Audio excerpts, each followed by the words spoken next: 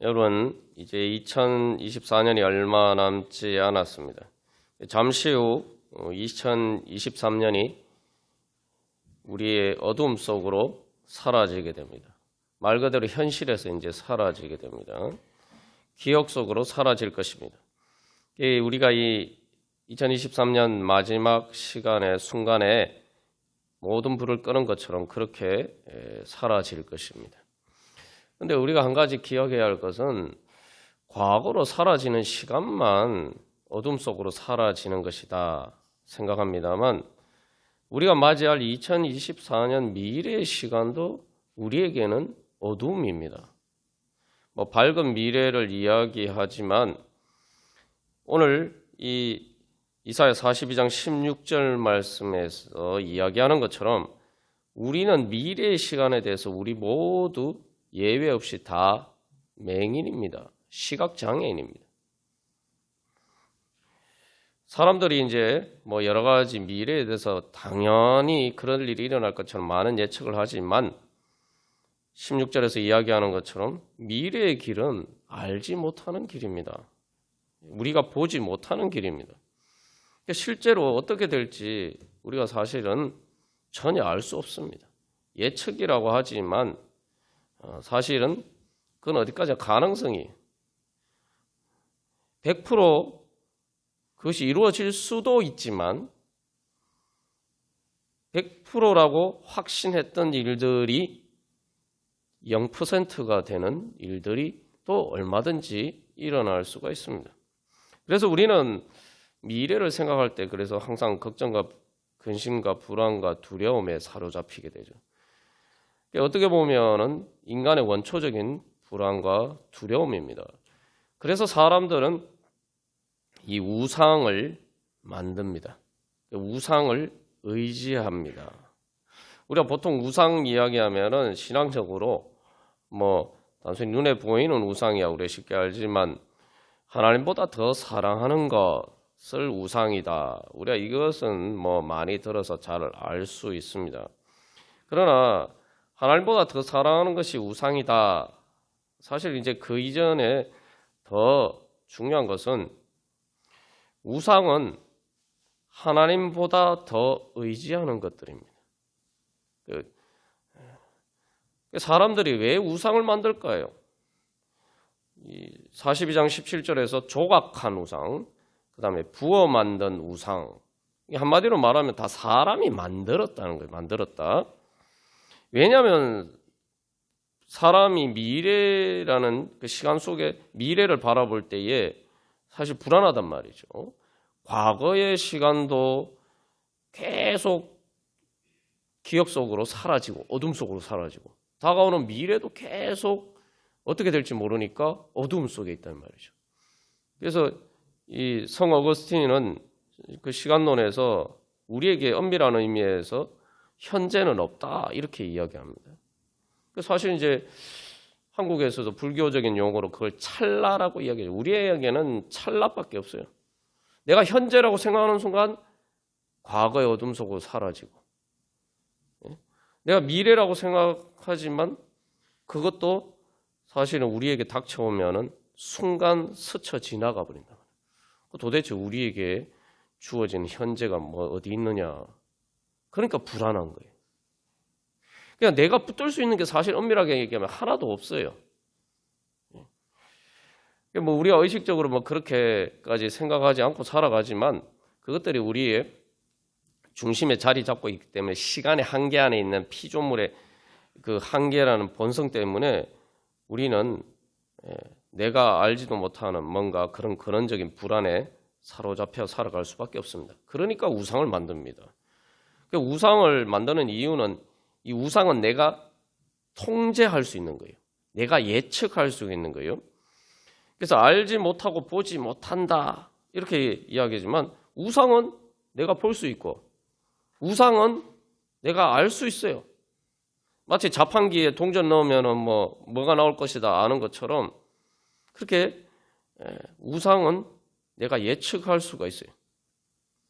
내가 보고 알 수 있는 것을 로 만든 것이 바로 우상입니다. 그래서 사람들이 이 미래의 부가 불안하면은 예수님 믿지 않는 사람들이 주로 찾아가는 데가 어디입니까? 전보러 간다거나 뭐 사주팔자, 뭐 역학, 뭐 토정비결, 예? 다 이게 그런 것이죠. 예. 뭔가 내가 통제할 수 있도록 내 손아귀에 내 손에 뭔가 붙잡을 수 있는 것으로 내 눈으로 파악할 수 있는 것, 그런 것을 만들기 위해서 그렇게 합니다. 그런데 안타깝게도 우리가 한 가지 여기서 기억해야 할 것은 미래만 그런 것이 아니라 미래에 우리의 삶에 영향을 미치는 가장 중요한 사람들과의 관계에도 사실은 다 불투명해요. 그러니까 우상처럼 내가 보고 예측하고 통제할 수 있는 것이 아닙니다. 여러분 인생을 살아가 보시면 경험하시듯이 이 사람들과의 관계는 인격적인 관계이기 때문에 내가 어떤 식으로 반응을 했을 때 상대방이 어떻게 나에게 응답하느냐, 이건 사실 뭐 우리가 어느 정도 예측은 할 수 있지만 항상 그 사람에게 맡겨져 있어요. 이건 미지의 영역이에요.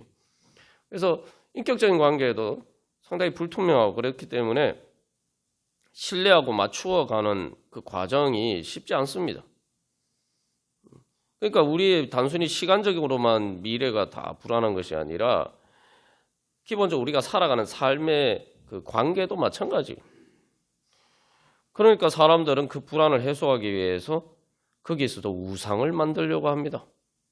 우상을 만든다는 것은 상대방을 인격적인 사람을 인격적인 대상으로 생각하는 것이 아니라 내가 사랑하고 신뢰하고 내가 계속 내가 그 응답을 기다리고 또 그렇게 하는 대상이 아니라 내가 얼마든지 마음대로 쉽게 통제할 수 있는 그러한 대상으로 우상으로 자꾸 전락시키려고 하는 그런 죄의 본성이 있어요. 그게 왜 죄의 본성이냐면은 기본적으로 우상을 통해서는 우리의 문제를 해결할 수 없는데 하나님을 의지하지 않고 우상을 만드는 방식으로 사람들과의 관계도 그렇게 해서 내 문제를 해결하려고 한다 이 말이죠. 그래서 17절에서 우상을 향해서 너희는 우리의 신이라 하는 자.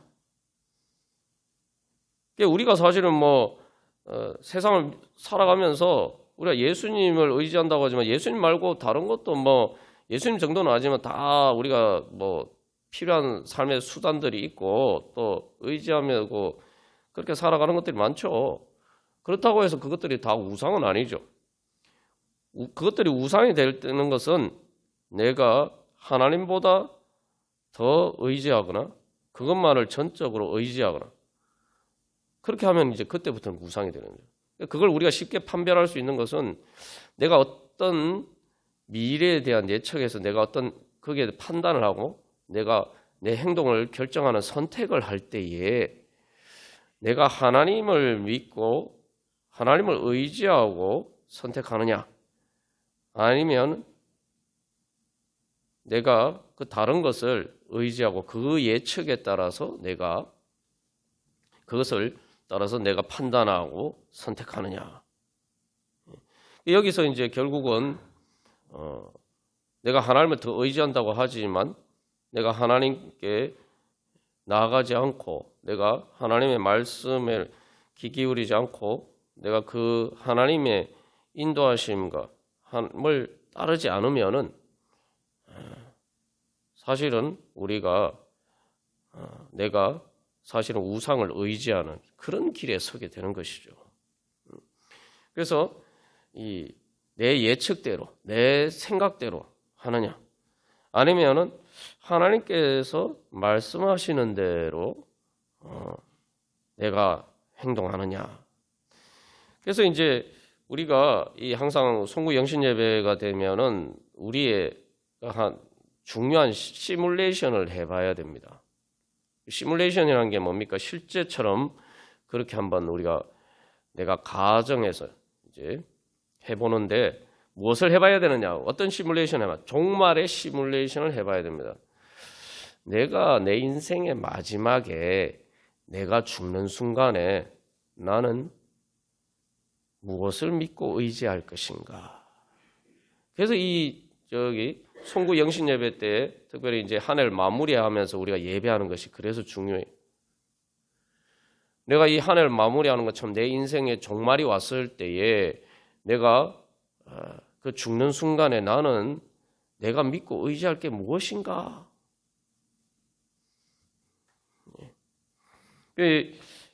우리가 마지막 시간에 모든 불을 다 끌 겁니다. 그때에 그것처럼 사실 우리가 죽는 순간을 이제 실제로 경험해 보면은 내 모든 의식의 불꽃이 다 꺼져요. 점점 희미해져서 결국은 내 생각 자체가 촛불 꺼지듯이 꺼져가요. 그때 내가 무엇을 믿고 의지할 수 있는가? 오늘 15절 말씀에서 하나님께서 말씀하시죠. 하나님의 심판에 대한 장면이 등장합니다.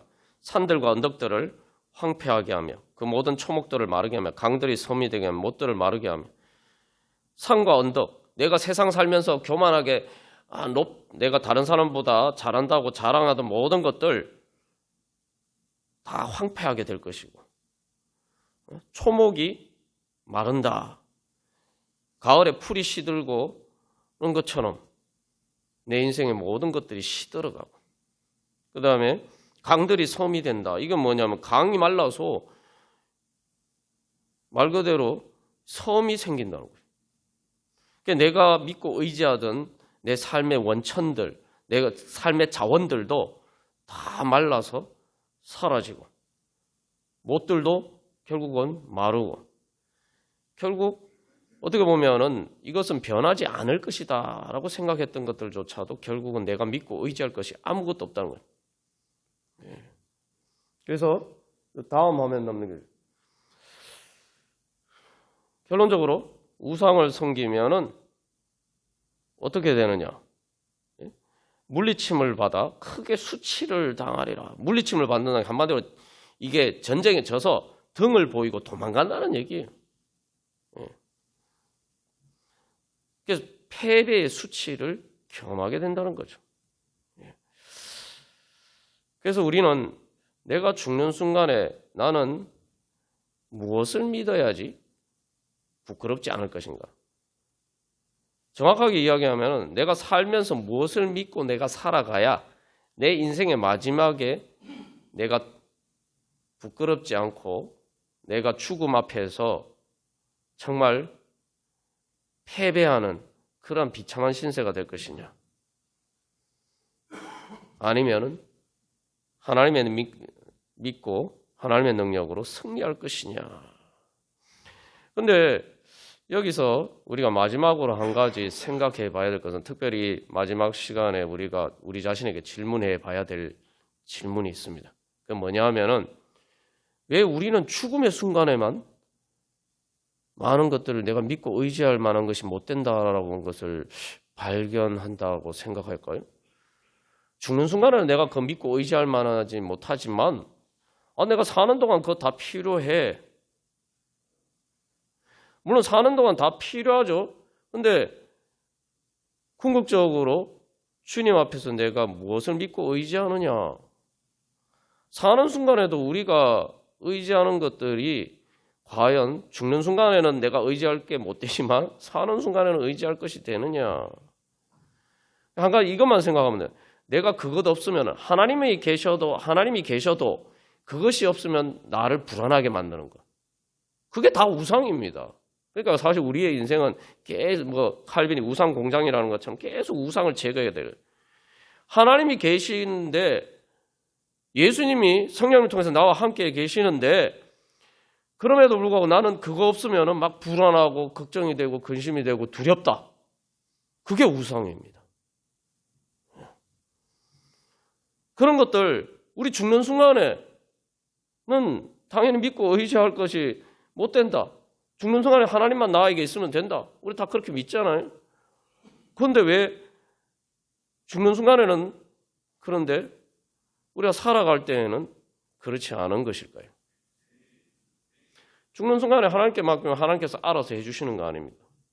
사는 순간에도 내가 하나님 믿고 따르면은 하나님께서 알아서 해주신다고 믿어야지. 죽음의 순간에 하나님 알아서 해주실 건 믿으면서 왜 죽음보다 더 작은 인생의 고난 앞에서는 우리가 주님께 우리 자신을 맡기지 못하는 것일까요? 우리 이 시간 2023년을 마무리하면서 내가 만약 지금 이 순간이 내가 진짜 내 인생의 마지막 순간이다. 그러면 나는 어떻게 할 것인가? 하나님께서 우리에게 답을 주십니다. 해산하는 여인같이 우리가 여기 14절은 읽지 않았습니다만 하나님 우리 아빠 아버지시고 또 성경에 보면 하나님 엄마처럼 등장하세요. 죽는 순간 걱정할 필요가 없습니다. 엄마 품에 안긴 아이처럼 캄캄한 밤이지만 두려워할 필요가 없어요. 엄마 품에 안긴 아이처럼 그냥 엄마 품에 안겨 잠들면 되는 거예요. 우리 이 시간 다시 한번 우리 안에 있는 주님 우상을 제거하게 하여 주시옵소서. 그래서 주님 앞에서 정말 온전히 주님을 믿고 의지하게 하여 주시옵소서. 제가 쓸데없는 걱정과 근심과 염려, 두려움에 사로잡혀 있지 않고 주님을 믿는 믿음의 능력으로 주여 주님께서 주시는 평안 가운데 주님 한 해 마무리하고 새해 시작할 수 있도록 인도하여 주시옵소서. 우리 안에 있는 모든 우상, 어둠 속으로 다 주님 보내 버리게 하여 주시옵소서. 우리 그렇게 기도하면서 우리 또 한 해를 되돌아켜 보면서 우리 부족한 우리지만 주님께서 이 한 해도 끝까지 우리를 지켜주시고 또 그럼에도 불구하고 결국은 다 주님께서 우리를 돌봐주셔서 우리가 사실 이 자리에 있을 수 있는 것인데 그럼에도 불구하고 우상을 의지하며 살았던 우리 자신 또 회개하면서 돌이켜보고 회개하면서 우리 함께 이 시간 기도하겠습니다.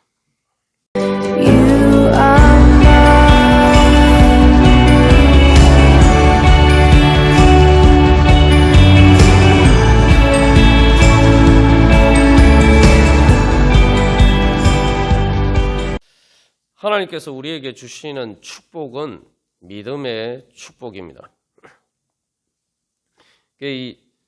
여기서 우리가 믿음의 축복이다. 다 잘 알죠. 근데 믿음의 축복은 그걸 받으려면은 우리가 맹인이라는 걸 인정해야 됩니다. 육적인 눈이야 우리가 맹인이 아니지만 내가 이 시간 앞에서 겸손해져. 시간 앞에서 내가 미래를 다 예측하고 내가 보고 판단하고 갈 수 있다. 내가 내 미래의 길이 때 내가 보고 알고 가는 길이다. 그런 교만을 버려야 됩니다. 나는 시간 앞에서는 언제나 과거나 현재나 미래나 항상 시간의 한계 안에 있기 때문에 나는 시각장애인과 같은 그러한 보지 못하는 사람이다. 우리가 이것을 먼저 인정해야 돼요. 내가 보지 못하고 내가 알지 못하기 때문에 하나님을 믿고 의지하는 거예요. 하나님이 보시는 것을 내가 믿고 의지하고 하나님이 보신 것을 하나님 나에게 말씀해 주시는 걸 믿고 의지하고 내가 잘 모르기 때문에 하나님께서 나에게 알려주시는 진리를 믿고 의지하고 그게 믿음이에요. 그러니까 우리가 시간 안에서 나는 미래를 볼 수 없다. 내 미래의 길은 내가 보고 아는 길이 아니다. 라는 것을 인정을 해야지만 우리가 사실은 하나님을 믿고 의지할 수가 있는 거죠. 근데 어떻게 보면 상식적으로 보면 당연한 것인데 우리가 이렇게 믿지 못하고 교만할 때가 많아요. 또 우리는 이런 생각을 할 때도 있습니다. 하나님께서 다 보여주시면 되지. 여러분 여행을 가는데 이제 3살, 4살 된 아이에게 다 알려줄 수 있습니까? 뭘 알려줄 수 있습니까? 이제 한 3살 정도 된 아이에게 뭘 알려줄 수 있습니까, 여러분? 경부고속도로를 타고 가야 되고, 몇 킬로를 가야 되고, 킬로미터가 뭐야? 고속도로가 뭐야? 이런 질문을 할 수 있는 단계가 되기까지 성장하는 것도 꽤 오랜 시간이 걸려요. 근데 우리는 종종 착각하는 거죠. 왜 하나님 나한테 안 알려주시지? 우리가 어른과 부모와 그 아이 사이에도 그만한 이렇게 차이가 있는데 하나님하고 우리하고는 어떻겠습니까? 그래서 예수님 말씀하셨죠. 너희가 어린아이와 같이 되지 않으면은 천국에 들어갈 수 없다. 그 어린아이라는 게 이제 우리가 생각할 때는 뭐 보통 이렇게 유치원 아이들 뭐 이렇게 생각하지만 그 원문상을 보면은 이제 막 말 그대로 엄마 품에 있는 그런 작은 아기들이에요. 우리가 그런 존재라는 것을 인정하고 하나님을 믿고 의지해야 돼요. 빨리 그걸 깨달아 알아야 돼요. 근데 우리가 그렇게 하나님을 믿고 의지하면은 우리가 어떤 믿음의 축복을 받느냐?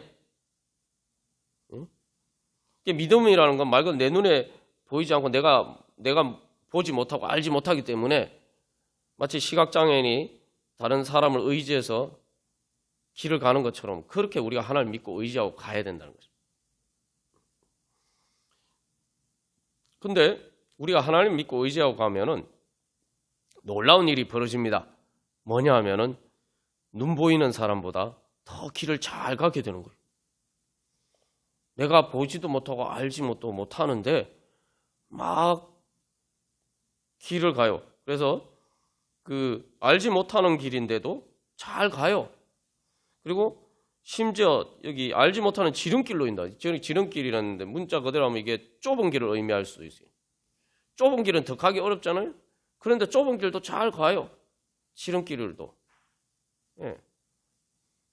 그리고 심지어 9번대도 오히려 길을 막 단순히 뭐 길을 잘 가는 것 정도가 아니라 9번 길을 막 곱게 만들어서 막 가는 것처럼 갈 수 있게 된다는 거예요. 이게 뭡니까? 9번 길을 곱게 하는 게 뭐죠? 이게 저기 요즘 고속도로 고속도로 뚫을 때 어떻게 합니까? 큰 산, 험한 산이 나오면 어떻게 하죠? 그냥 바로 밑에 터널 뚫잖아요. 9번 길을 꼬불꼬불 갈 필요가 없어요. 터널 뚫으면 바로 직진이에요. 순식간에 가요. 하나님께서 인도하시는 거 하나님 믿고 의지하고 가면은 우리가 인생길을 그렇게 가게 된다는 겁니다.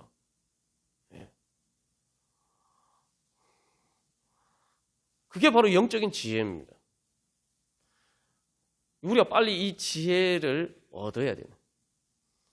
근데 뭐 제 자신도 보면은 참 이게 철부지 어린애 같아서 꼭 내가 더 잘 알고 내가 더 잘 보는 것처럼 그래서 주님 따라가지 않고 막 내 마음대로 가려고 할 때가 많습니다. 그러나 이거 아니구나.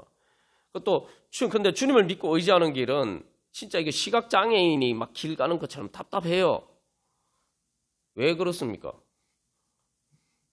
내 판단대로 안 하고 기도를 해야 되잖아요. 여러분 기도하면 뭐 어떻게 합니까? 여러분 기도할 때 어떻게 기도하죠? 눈 뜨고 기도하지 않잖아요. 보통은. 기도할 때 제일 먼저 하는 일이 뭡니까? 눈을 감아요. 눈을 감아요. 기도할 때 눈 감는 거는 내가 하나님, 주님 제가 맹인과 같으니까 정말 이렇게 눈을 감은 것과 마찬가지니까 주님께서 저를 인도해 주십시오. 그게 우리 기도하는 거예요. 그래서 눈 감고 기도하는 거예요. 근데 세상 안 믿는 사람들이 믿음이 없는 사람을 보면 아니 왜 저 기도한다고 뭔가 길이 열리나? 뭐 이렇게 이야기하죠. 그죠? 여러분도 어떻게 생각하십니까? 근데 제 경험으로 보면 뭐 많은 예수 믿는 사람들이 다 이미 경험한 바지만 기도하면은 안 열리던 길이 열리는데 내가 알지 못하던 길이 보여요. 내가 보지 못하던 길이 보여요. 어떤 길입니까? 내가 알지 못하는 길, 보지 못하는 길. 여러분, 이스라엘 백성들 홍해를 건넜을 때 홍해 바다인데 무슨 길이 있습니까? 지금도 홍해 가도 길 없어요. 근데 모세 인도를 따라서 하나님 믿고 의지하고 가니까 뭐요? 바다 가운데 길이 났어요. 바다 가운데 내 인생에 정말 이제는 아무런 길이 없구나, 탈출구가 없구나 하는 그 홍해 바다 앞에 그 생각과 같은 막막한 내가 이제 죽는 길밖에 없구나 하는 순간에도 내가 눈 감고 저에게는 길이 안 보입니다. 주님 살려주십시오 하고 기도하니까, 기도하고 눈 떠보니까 하나님 이제 됐다, 이제 기도 그만하고 눈 떠서 길을 가라 이렇게 말씀하시니까 눈 떠서 보니까 바다 가운데 길이, 하나님 그렇게 인도하시겠다는 거예요.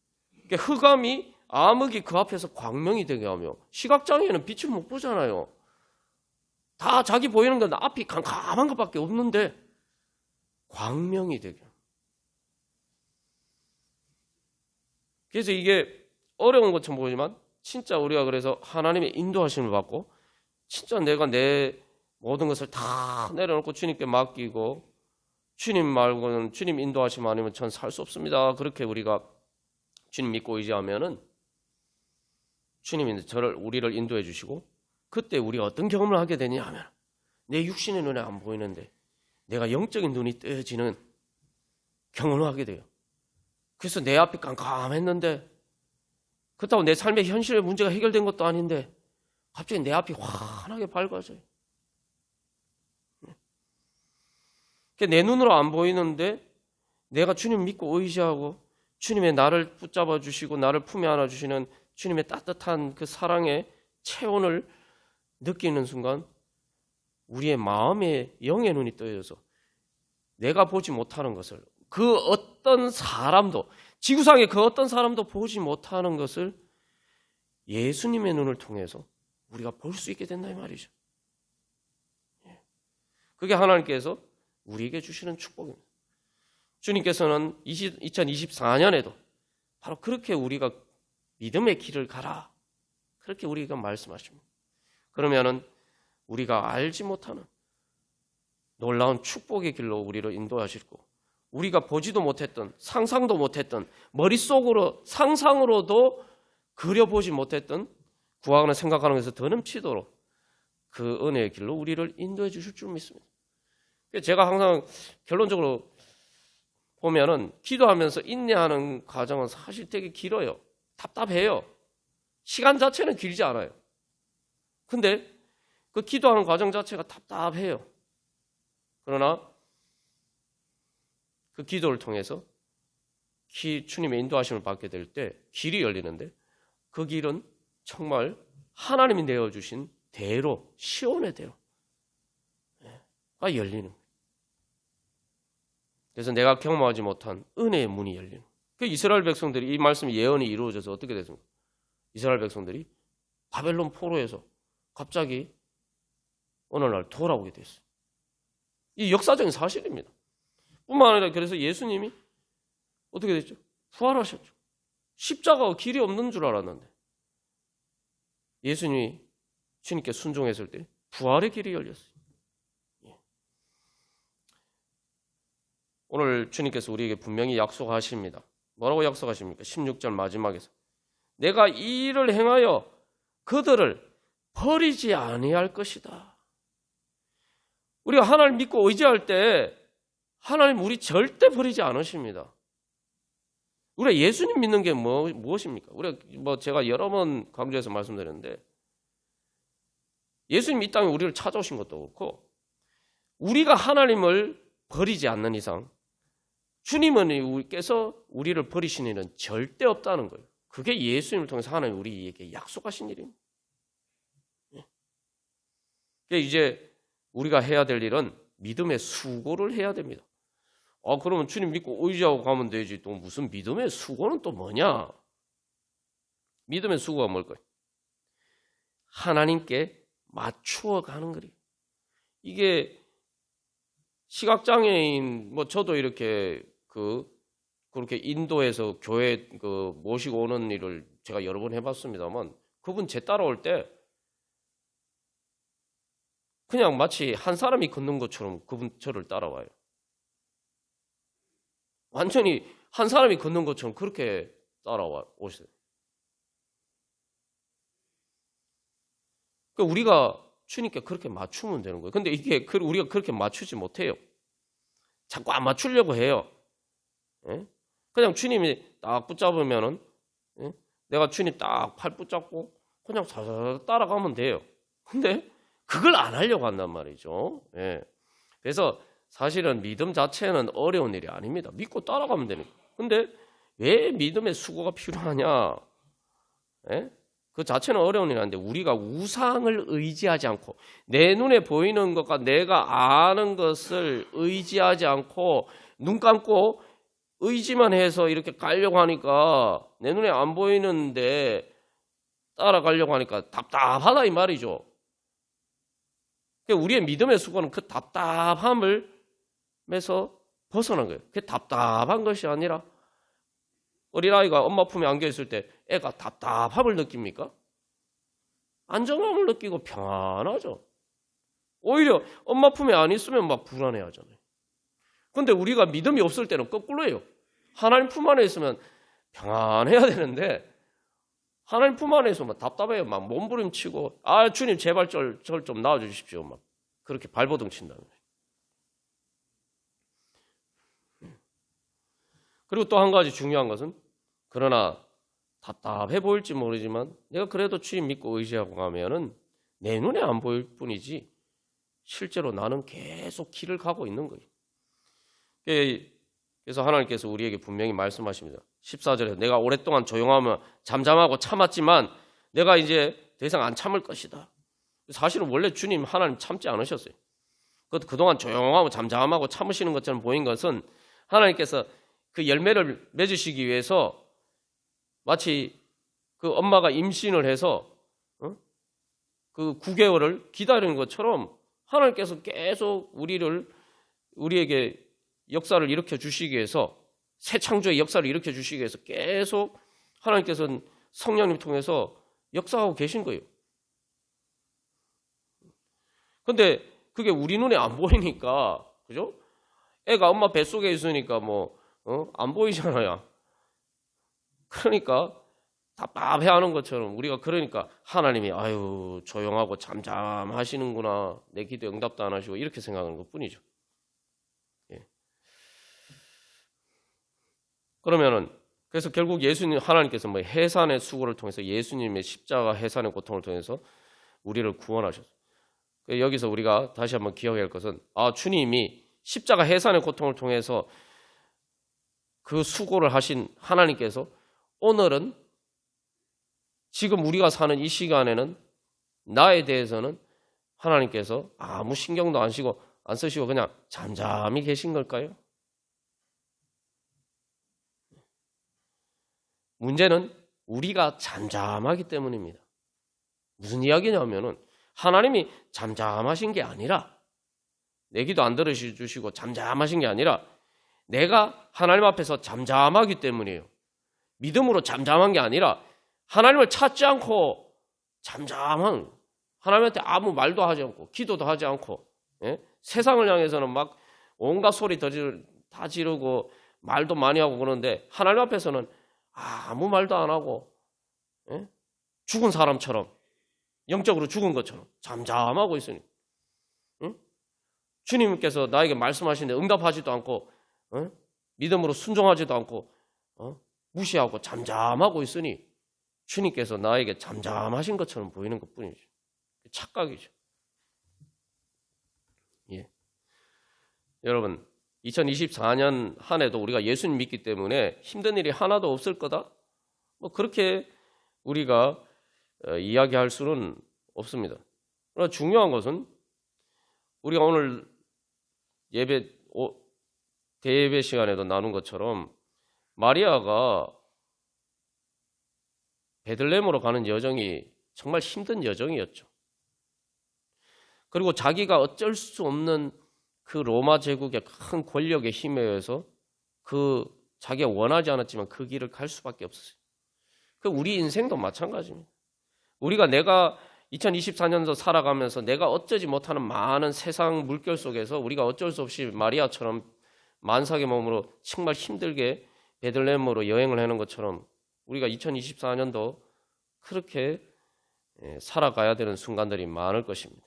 그러나 중요한 것은 우리가 마리아처럼 우리가 주님을 믿고 의지하고 우리가 예수님을 우리의 중심에 품고 우리가 주님 따라가면은 그 어떤 길을 간다 할지라도 그곳에서 우리가 바로 오늘 시몬이 본 것처럼 주님의 구원을 보고 주님께서 모든 것이 합력하여 선을 이루게 하시고 오히려 그 모든 수고가 헛되지 않게 아름다운 열매로 맺혀지는 그런 은혜의 날을 보게 해주실 줄 믿습니다. 우리 주님을 믿는 믿음으로 한번 2024년도 그런 승리하는 한 해를 열어가시기를 바랍니다. 다 같이 기도드리시겠습니다.